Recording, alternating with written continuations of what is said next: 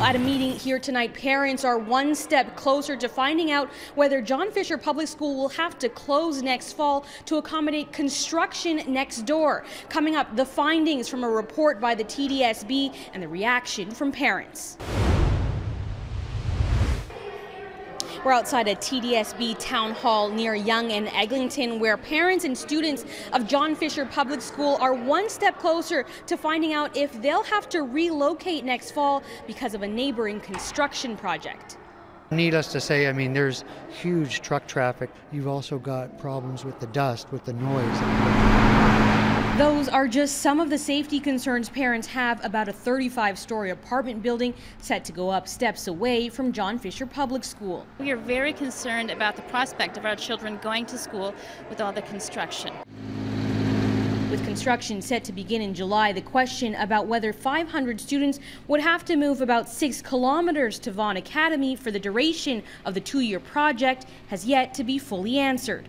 Safety, of course, is our primary concern, and it is a concern of the residents as well, and we recognize that. The developer says they have always maintained that students wouldn't need to relocate because of the steps they plan to take to keep students safe, like limiting truck traffic. We've designed a staging area on our own property, so there'll be no queuing of trucks on Erskine Avenue.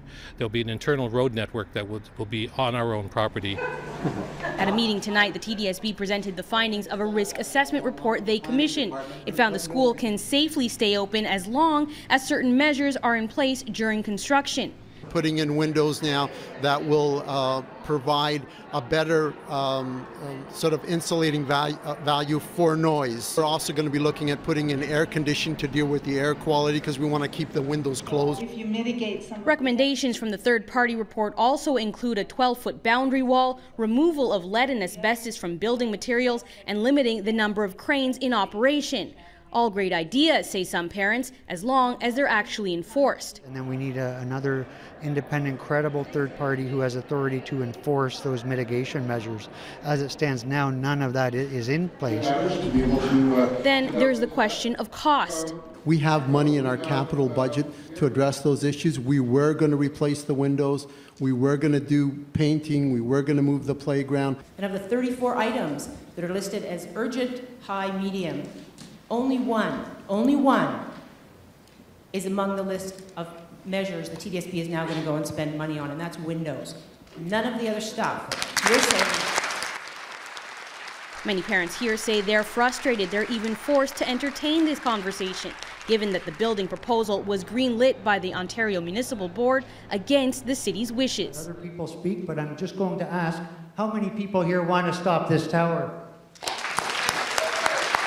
I feel that both of the options on the table are unacceptable. I am not satisfied with either of them.